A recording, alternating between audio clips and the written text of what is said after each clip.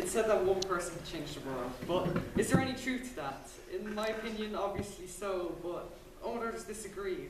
So this is what this talk is about. The possibility of one person to change the world. I know it's not what I learned while legless in Mongolia, but I'm just a random first year, cut me some slack. Now, I've got a list, a sort of bucket list. It's mostly just music people, but recently there's been a new addition to that list. Who is this mysterious person? Well, it's none other than the fabulous Elon Musk. Now, I've first only heard about him through the whole theory that we're all just in a super realistic version of The Sims, and it's all just a simulation, which I thought was pretty cool, but it wasn't until I was introduced by the equally fabulous Dave from Boy in a Band that I knew the full extent of what this wonderful man did. Coding and selling a video game for $500 at only 12 and going on to own multiple multi-million-dollar industries based around electric cars, digging tunnels for trains, Mars missions, and loads of other just groundbreaking things. I was amazed and also frustrated that I'd never heard about this person before.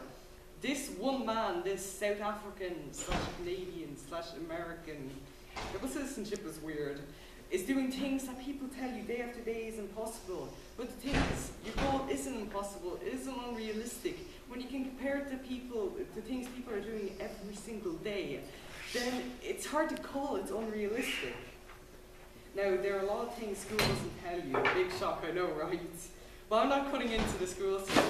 What I'm trying to get across here is that you're going to need to set yourself up. You're going to need to start early, because a lot of massive people in the technology industry, for example, started when they were young. Bill Gates and Steve Jobs both started incredibly young, and it grew their interest, and they were able to do amazing things. They became the richest people on earth. Now, but really, the reason you need to start early is because, sadly, we don't all start off with a small loan of $1 million. Now, something you have to keep in mind is that odds are just numbers, and they're often beaten. To quote Nelson Mandela, it always seems impossible until it's done. If you take something from today and show it to someone from 100 years ago, it's going to seem like witchcraft. If you talked about the idea of cars, you'd probably be considered insane. And I don't think anyone back then could have even conceptualized the internet. If these things that are so commonplace today are seemingly impossible to people a few decades ago, then what's to stop you from going through with whatever crazy idea you may have? It may end up becoming the next big thing.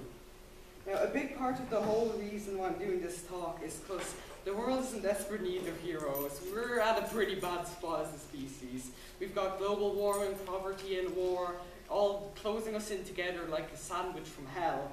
And although good people are working to stop it, it may not be enough. The world really needs a next generation of heroes, people who are able to step up to the plate and change things for the better. Now, if I fail to get my point across, then I can find the fact that I at least tried. But I'd like to close my speech off with just 3 final points.